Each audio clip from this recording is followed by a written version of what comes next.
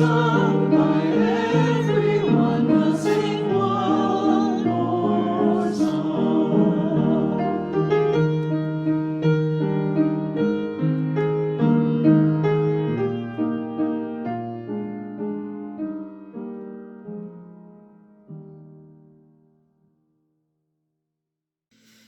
Healing the Heart of Democracy by Parker J. Palmer. Heart is a word that reaches far beyond our feelings. It points to a larger way of knowing, of receiving and reflecting on our experience that goes deeper than the mind alone can take us. The heart is where we integrate the intellect with the rest of our faculties, such as emotion, imagination, and intuition. It is where we can learn how to think the world together, not apart, and find the courage to act on what we know. If you hold your knowledge of self and world wholeheartedly, your heart will at times get broken by loss, failure, defeat, betrayal, or death. What happens next in you and the world around you depends on how your heart breaks. If it breaks apart into 1,000 pieces, the result may be anger, depression, and disengagement. If it breaks open into greater capacity to hold the complexities and contradictions of human experience, the result may be new life. The heart is what makes us human, and politics, which is the use of power to order our life together, is a profoundly human enterprise.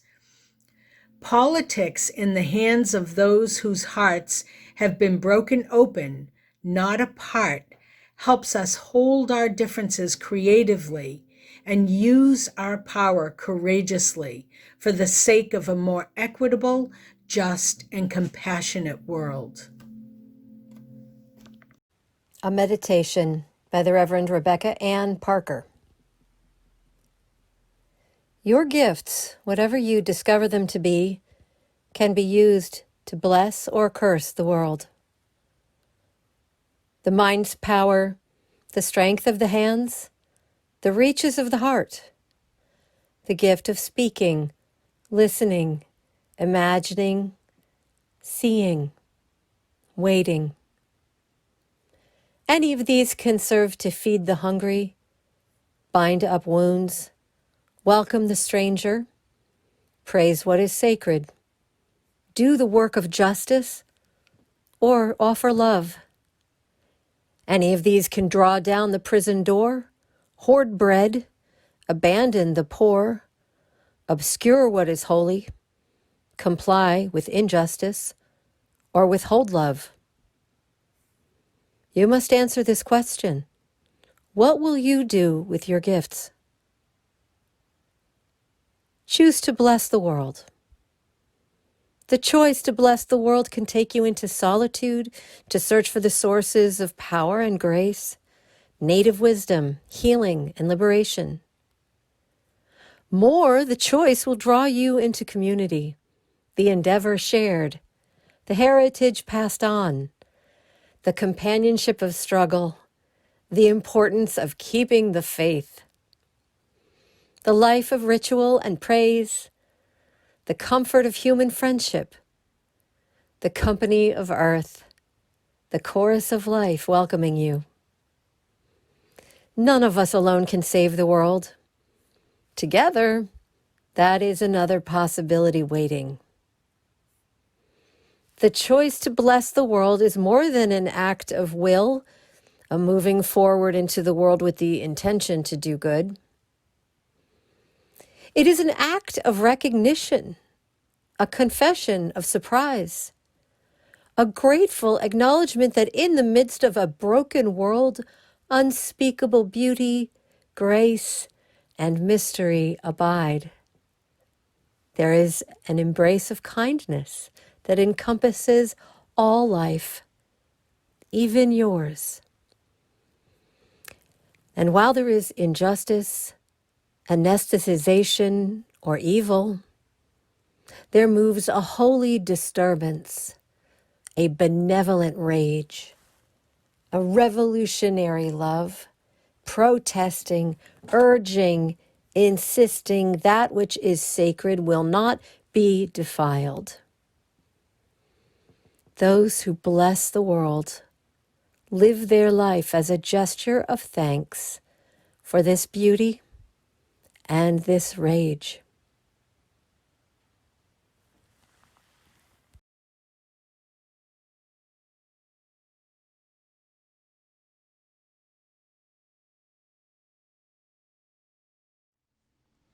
There is no time but now, there is no place but here.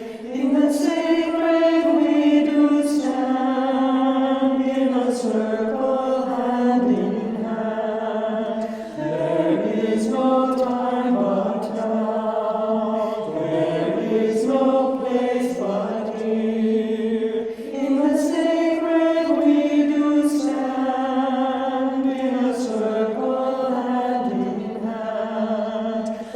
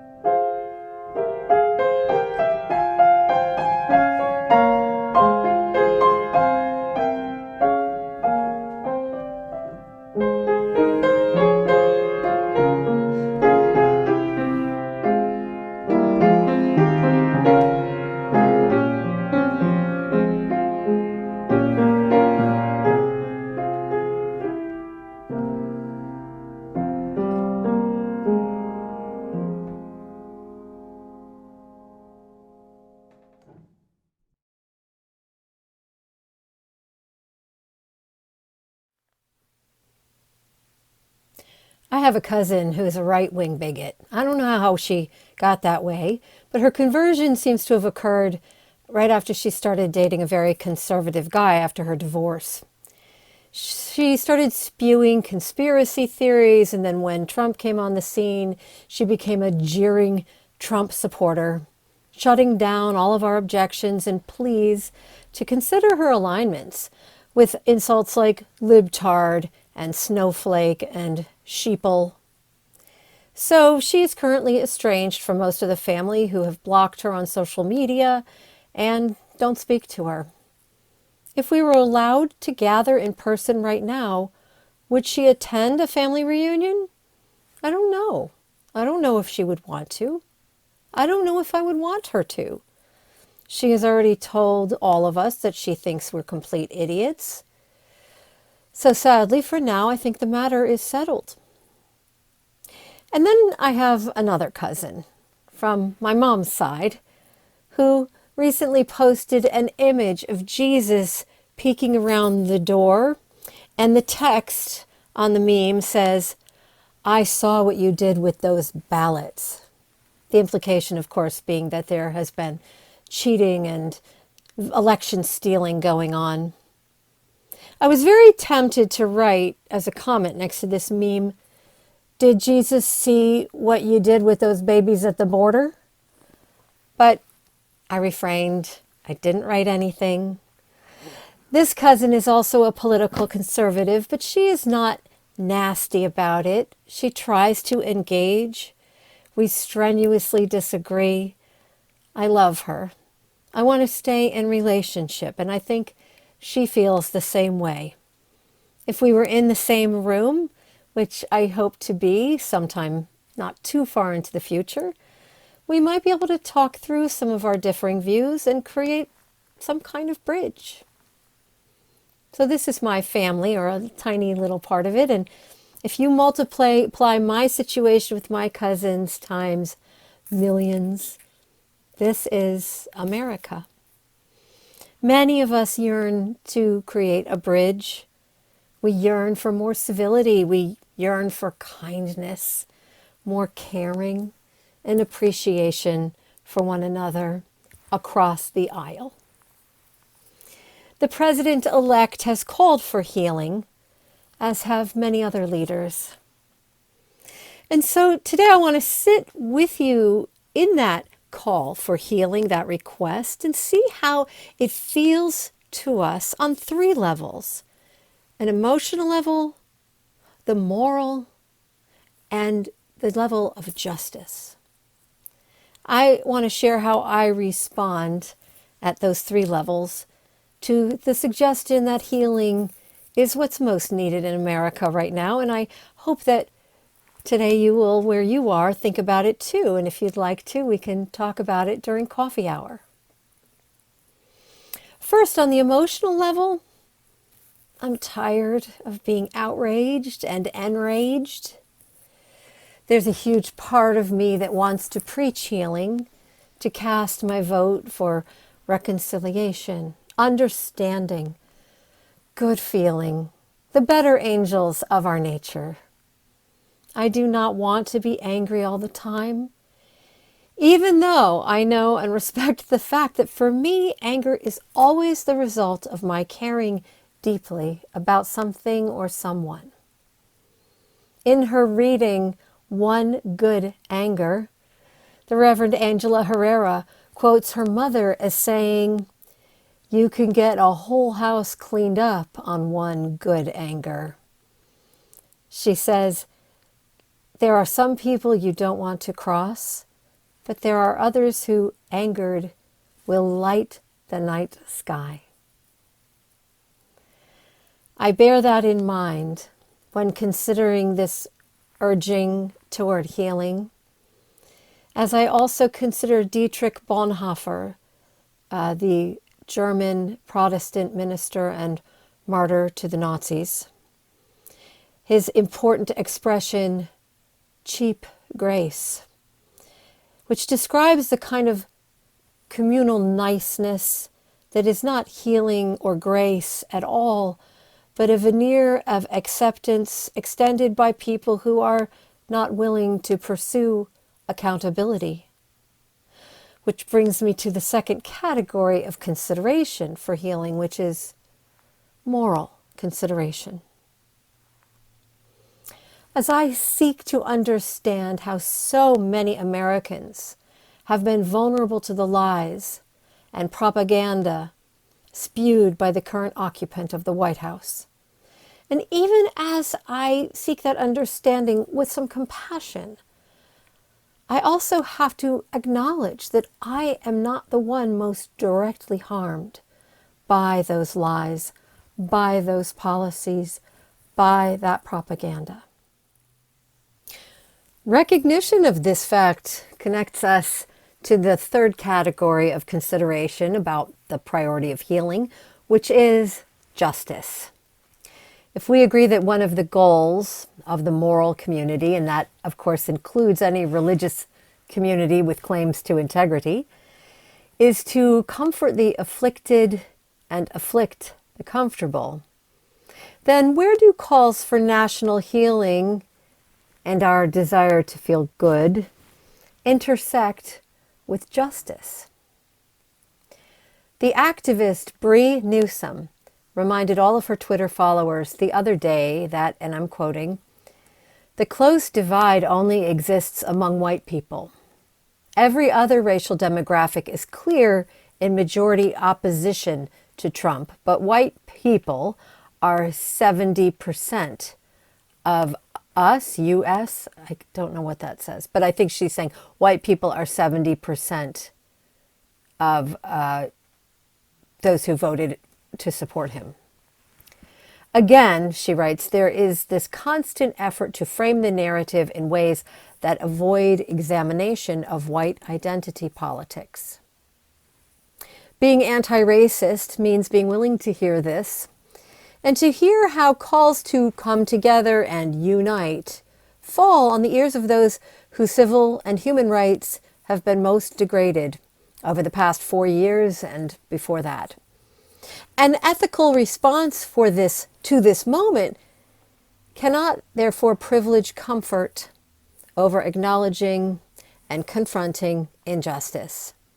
We can and should pursue justice and restitution with decency and civility, but God has never called anyone to feel-good, polite society, but to righteousness. It feels important to say that right now in history, righteousness and even those good old-fashioned religious practices of admonishment and chastisement have gone very much out of fashion. But I think they have an appropriate function right now. It is possible to love a person, a people, and a nation, and to say unequivocally that their actions and some of their beliefs are demonstrably bad and destructive. Admonishment and chastisement aren't just the practices of grim, stern extremists who seek to shame and expel dissidents from their ranks. They can be given in the spirit of love and humility as a way to repair communities.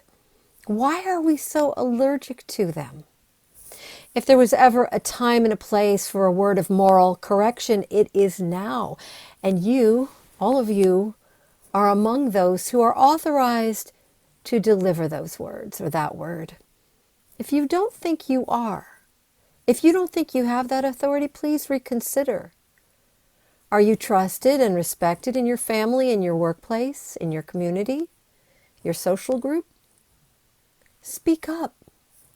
Silence is complicity.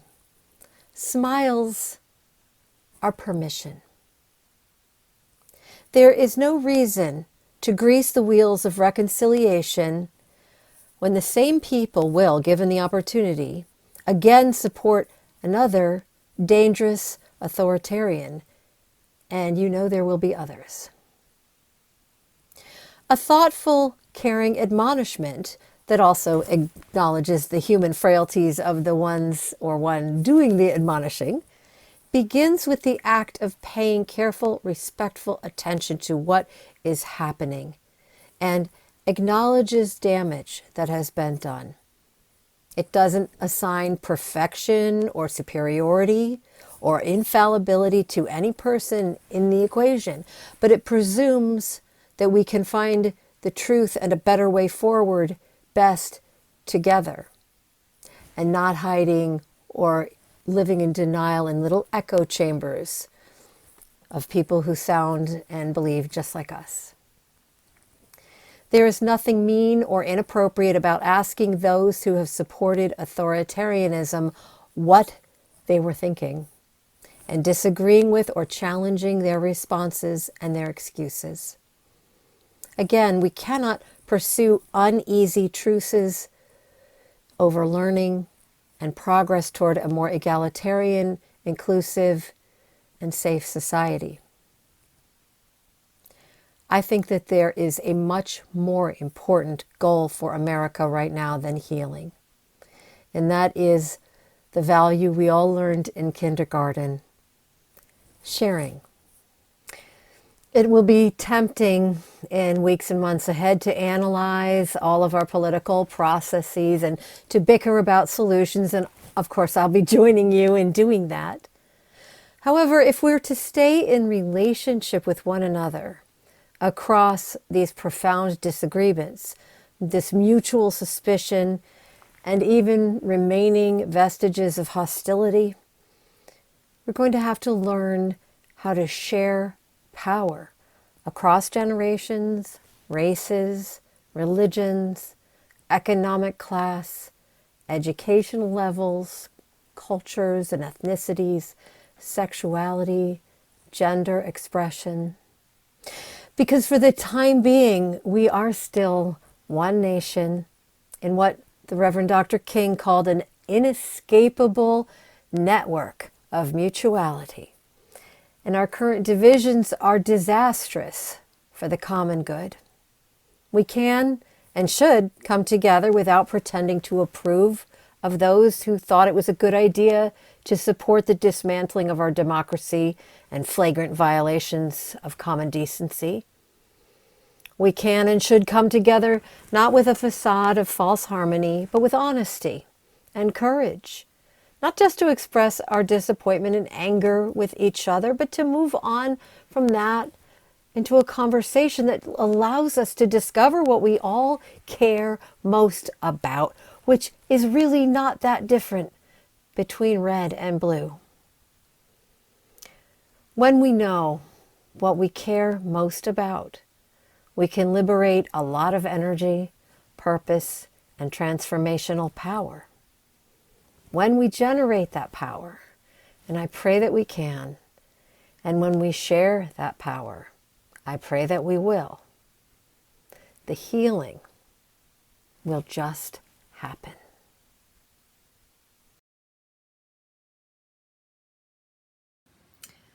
Nelson Mandela used this quote by Marianne Williamson in one of his own speeches, and so it often is attributed to him, but in fact, the words are hers. Our deepest fear is not that we are inadequate. Our deepest fear is that we are powerful beyond measure. It is our light, not our darkness, that most frightens us. We ask ourselves, who am I to be brilliant, gorgeous, talented, fabulous? Actually, who are you not to be? You are a child of God. Your playing small does not serve the world. There is nothing enlightened about shrinking so that other people won't feel insecure around you. We are all meant to shine as children do. We were born to make manifest the glory of God that is within us. It is not just in some of us, it's in everyone. And as we let our own light shine, we unconsciously give other people permission to do the same. As we are liberated from our own fear, our presence and our power automatically liberate others. Words to hold close as we go forth into our week. Today's worship team was Misha Gerson, tech lead, Scott Noka, Francine Amari Faulkner, our UUCGL choir under the direction of Kenneth Griffith, Mr. David Collins on piano, and Steve DeVoe was our video editor. All of us together are the church. I invite you now to unmute yourselves so that we can respond together to the benediction. See you in a minute.